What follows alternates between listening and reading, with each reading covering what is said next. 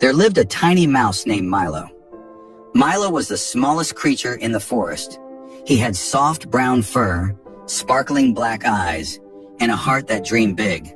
But everyone around him believed that he was too small to make a difference. "Look at you," the rabbits laughed. "You are so tiny, you can barely carry a nut." "You are weak," said the squirrels. "You can never help anyone." Even the birds flying above said, "You are too little to matter." Every day Milo heard these words, and every day he told himself, "One day I will prove that size does not decide courage." Milo lived alone in a small burrow beneath an old oak tree. He did not have many friends, but he had a kind heart. He helped whenever he could. If a bird's egg fell from a nest, Milo would roll it back up a hill with all his strength. If a frog lost its way, Milo would guide it back to the pond. But no one ever noticed. They still called him weak, useless, and tiny. One afternoon, the peace of the forest broke. A loud roar filled the air. It was not the wind nor the sound of falling branches. It was something terrifying. A lion had escaped from the nearby human village and wandered into the forest. He was angry, confused, and hungry. The animals panicked. Birds flew away in fear. Rabbits ran into their holes. Even the strong deer and wolves hid behind trees. No one dared to go near the lion. Later that evening, the forest elders gathered.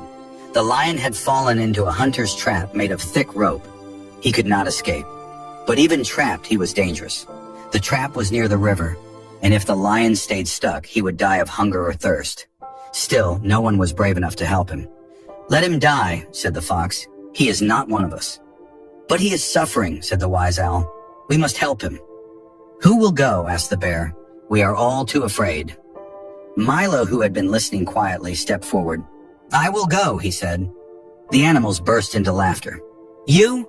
You cannot even lift a leaf," the rabbit shouted. But Milo's eyes were full of courage. "I may be small, but my heart is not," he said. That night, while everyone slept, Milo made his way to the river.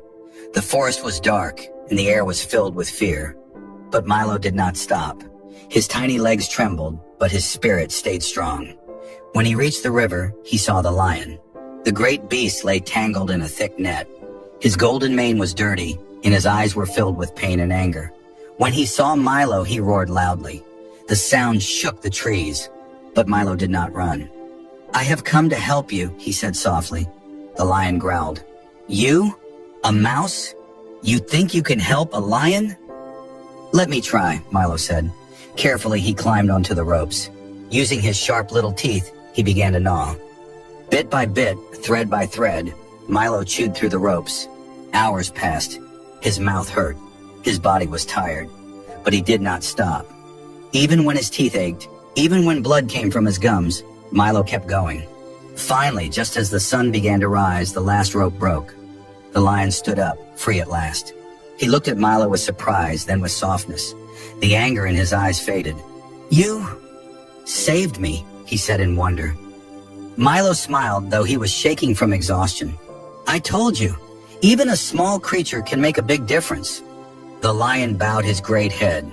"You are the bravest soul I have ever met." Together they walked back to the forest. The animals watched in shock as the lion gently carried Milo on his back. The once feared lion was now humble, and the once laughed at mouse was now honored. From that day on, Milo was no longer called weak or useless. He became a symbol of hope and courage. The forest animals began to see that bravery is not measured by size or strength. It is measured by heart. And the lion? He became Milo's closest friend. He protected the forest with honor, always remembering the tiny mouse who saved his life. Milo's story spread far and wide. Even humans who heard it were touched. Parents told their children, "Be like Milo. Be kind. Be brave.